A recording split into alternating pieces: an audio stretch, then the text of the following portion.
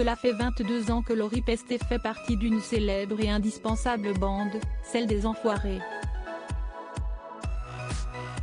La chanteuse et comédienne de 40 ans a participé à la tournée qui a livré de fabuleux shows à la halle Tony Garnier à Lyon.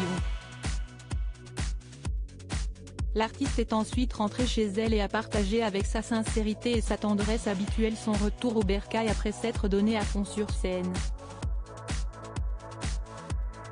Si elle n'a pas caché sa fatigue, elle a également montré un instant plein de douceur avec sa fille Nina, une adorable petite bavarde.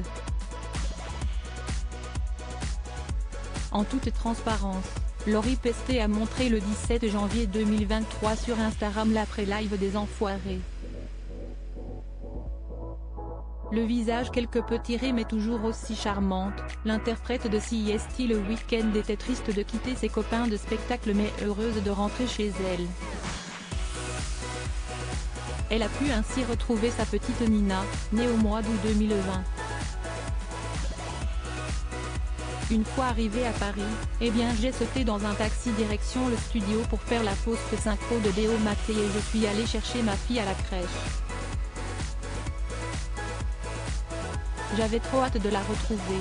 Je lui ai fait des bisous partout, raconte la ravissante Quadra avant de faire entendre sa jolie petite voix au cours d'un adorable moment, celui de la lecture d'un livre sur des petits moutons. On vous laisse découvrir cet instant douceur dans notre diaporama qui s'est terminé pour la chanteuse par une bonne nuit de sommeil.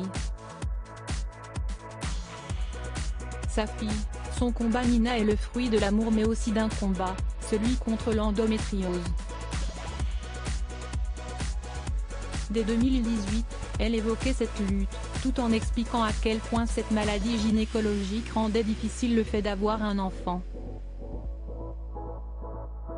En couple avec le discret Yann Dernaucourt, elle a finalement connu le bonheur en tenant dans ses bras sa petite Nina pour la première fois grâce à une PMA. Maman aux anges, elle peut lui raconter des histoires à loisir désormais. Et si sa fille et elle adorent lire des livres, l'ex de Billy Crawford et de Philippe Bas n'a pas caché avoir revu ses principes en ayant déjà montré un dessin animé à son enfant. Mais pas n'importe lesquels puisqu'il s'agit de Clochette, à qui Lori prête sa voix. Finalement, CST comme si c'était maman qui lui racontait un joli conte de fées.